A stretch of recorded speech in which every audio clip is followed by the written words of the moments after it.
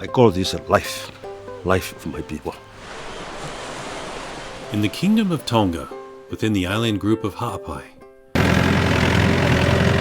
hum of construction echoes in the air on Lifuka. This is a much needed improvement project. A contrast to its usual laid-back island vibe. Sione Fukafuka's construction crew is here from America to construct a desperately needed seawall, applying U.S. building practices. Those columns, they'll hold the pressure of the tsunami. The seawall will accomplish three things. First, it's designed to withstand 1,000 tons of impact, or up to 4,800 pounds per square inch, from a tsunami. The idea is to stop the sea from rising and surging inland. Second, it will eradicate erosion. The erosion is quite a lot, not just around this area, but all the way through from here to the next village. Its advancing effects threaten the island's royal palace, cause this hospital to be relocated, this church to be abandoned, and a radio tower to be shut down. It's really bad, the erosion here, because it's sandy everywhere. When we build a wall, no more erosion, at least at the part where the wall is standing. Third, beautifying the beach. We're gonna plant some coconut trees on top, more coconut trees, and then some other kind of trees, and put grass on top. Those born and raised on Lifuka have petitioned for a seawall. I have requested the right work to be done on the foreshore. And fortunately, the representative for this constituency took up the challenge. I grew up, and walking on the beach. Minister Moale Finau is one of those native sons whose concern for the cherished community of his childhood keeps him up at night. I never forget what is happening to the shoreline of my island. I was praying almost on a daily basis. He's not alone in his concern. My contractor is a U.S. citizen. He only comes here because he's my good friend. I'm looking forward to save the lives of this island.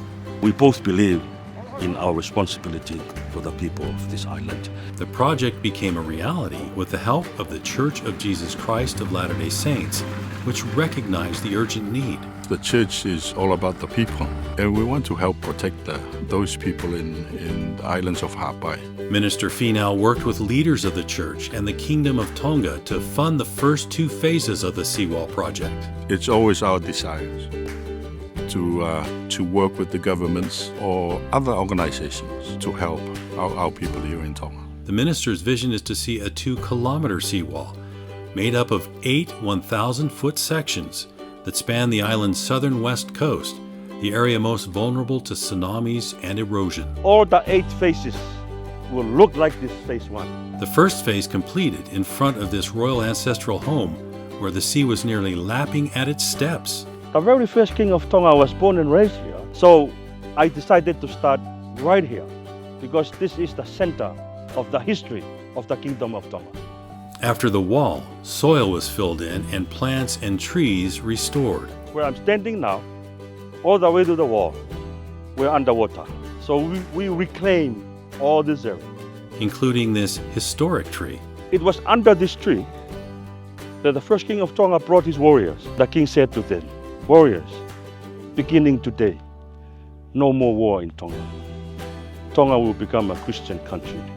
Then they called this tree after that statement given by the king. Matuku ai tau, meaning you all go home. No more war, beginning this day. Now on phase 2, Sione's crew works double shifts into the night to hit their deadline before the scheduled ceremony to celebrate its completion. The high tide that comes in twice a day makes that progress difficult to set forms and pour concrete for these buttress-like columns called key pillars, constructed every 20 feet. There's only 4 hours. We gotta rush to finish what we're doing. And once the water comes up, we have to get away. There's also the issue of breaking up and removing these huge chunks of concrete and rebar, a biohazard because of the rust. I have to take all the rebar because it's poison. They were originally dumped on the beaches as a resolution to the erosion, but failed, and not planned as part of the original project. This water has been here for decades because the slope coming from the street is a little bit higher than the seawall. So the water comes and stay here. A solution by Sione to rid this popular road of standing water. The valve and the hole is right here. With a drain pipe buried below the street that runs through the hole in the seawall where it's attached to the one-way valve. The project that has been completed is a project to save lives in the harbor. In mid-July 2025 in Pangai, recognition of what has been accomplished so far. The Seawall is all about protection, security of the community, people of Pangai. Leaders and dignitaries witnessed firsthand the completion of the first two phases of the much-anticipated seawall. We are going to start of phase 3 in 2 weeks' time. Funding for the remaining phases of construction are looking promising. We want to make sure that we stay until the end of what we started. We don't want to start anything and to leave it halfway. This seawall will surely help to protect the history of our nation.